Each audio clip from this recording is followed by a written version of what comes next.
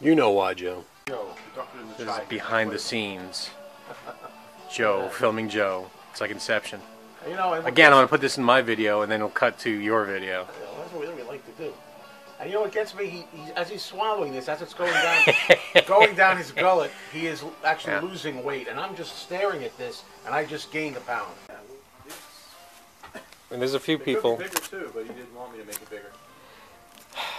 Because we got those guys who were trying to do a TV show with us. Yeah, that made no sense. And like he's a perfect character for it. I'm picking out records here with Joe. We're talking music, right? I'll make your face. No.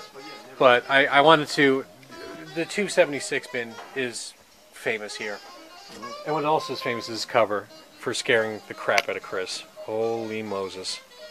You know, Chris, I was looking at some of these shirts and I spotted this Beatles shirt, but somehow I don't think I'm going to get into this shirt. Well, I've lost some weight, but You don't think?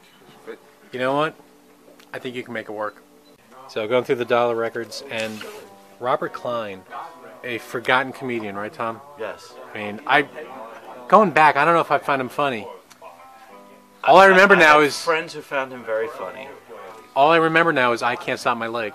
And I seemed like I was too young to appreciate him when other people I know appreciated him, and then I was too old to care. I know he's like probably only people know him for like being in what was it, X-Men, or he was like in some one movie, and they know him for that, and that's it. They don't even remember him as a comedian.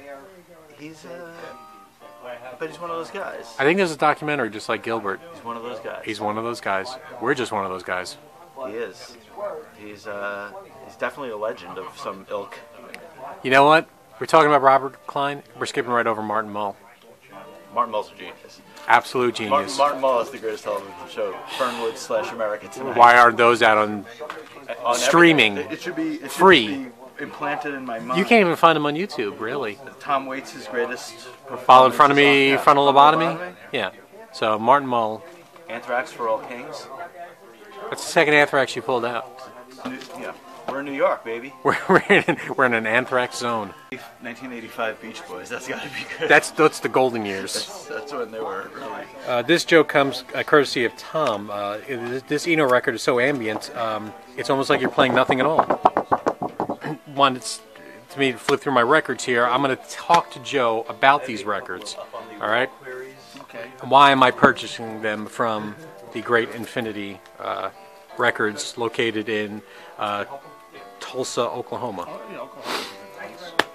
So we've got Circle, the Paris concert, Anthony Braxton, a free jazz genius, Chick Corea, Fusiony, and then I don't know who the other guys are, but Corey was extremely excited that I got this double record live.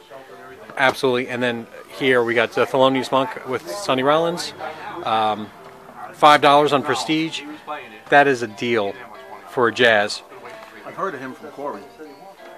And then we got Jerome Richardson on New Jazz. New Jazz, I think, is Prestige after, or maybe, yeah. So again, $5 for this jazz giant. Charles Mingus, bass player, wonderful jazz, blues and roots, $5, great deal. And then we got another jazz, Johnny Griffin and Eddie Lockjaw Davis. This is the Prestige reissues, so twofers. So I'm getting two old records on the package for $5. Now we're getting to stuff that you actually would maybe listen to. None of that you would ever listen to, Joe. Because, no, I know you. I started listening to, who's the guy I listened to? Oh, Bechet. Sidney Bechet? Sidney Bechet. All right, well, this kind of jazz is not that kind of jazz. Oh, it's improv kind of jazz? It's a little more, yeah. Yeah. It's a little more not for you. But what would be for you is Steppenwolf. The only reason why I'm getting this is because inside there is a car, and that car looks like a certain piece of anatomy, and I just think that's funny because I'm at heart a 12-year-old kid.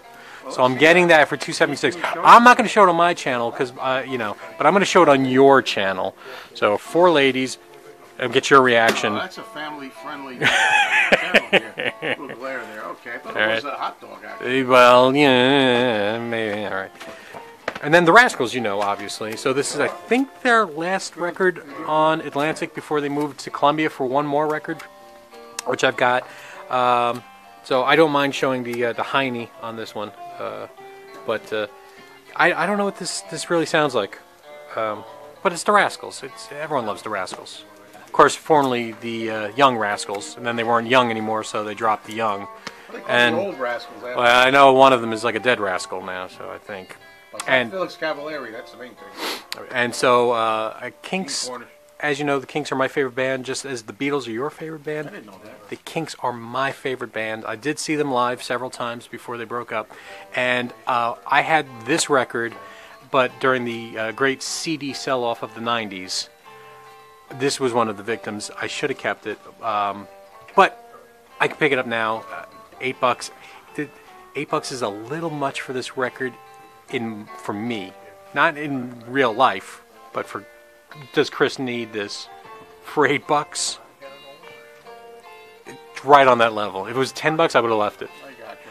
So because this record is famously not a great record for people, but it's because they were into their concept record period. So Preservation Act 1, there's Preservation Act 2, which is just terrible. It's and even if they had it, I wouldn't get it again, even though I used to have that record. Are you listening to Matthew Smith? Matthew Smith loves But this record is great. So this sets up Act 2, and again, the songs on this are good.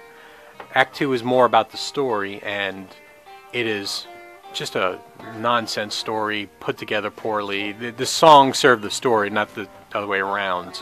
So, should I be looking there? So don't get it. But Act 1 is a great record, one of the forgotten ones, because it's tied to that piece of garbage, Act 2. Wait a minute. The next one. Hold on. I'm jumping ahead. I bought this next one.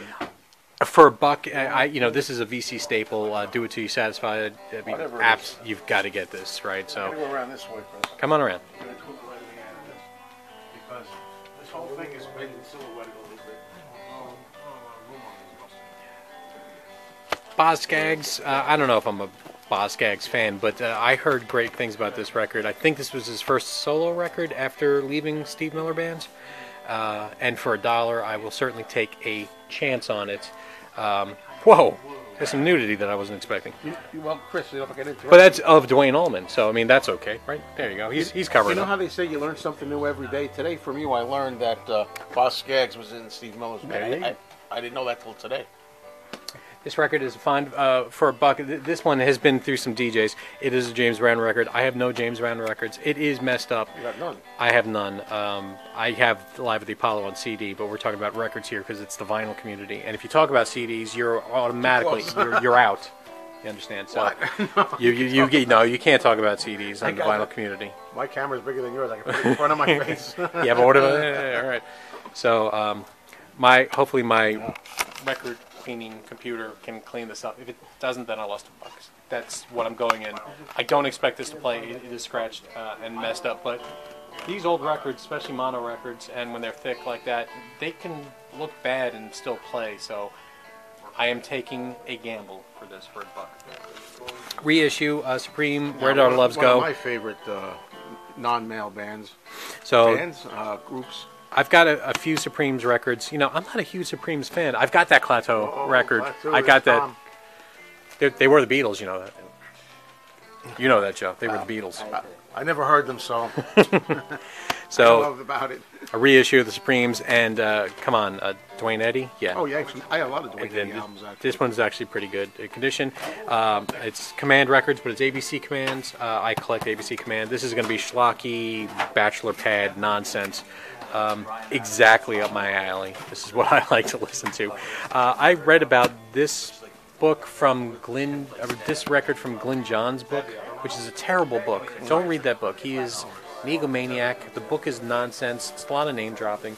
But this is a concept album about Jesse James, and it's got Emmylou Harris on it, Johnny Cash, Charlie Daniels, Levon Helm. So it's like a star-studded cast. And I can't remember the guy who wrote this. Married somebody. He may have married Emmylou Harris, for all I know. And there we go. Look at that. Produced and engineered by Glyn Johns.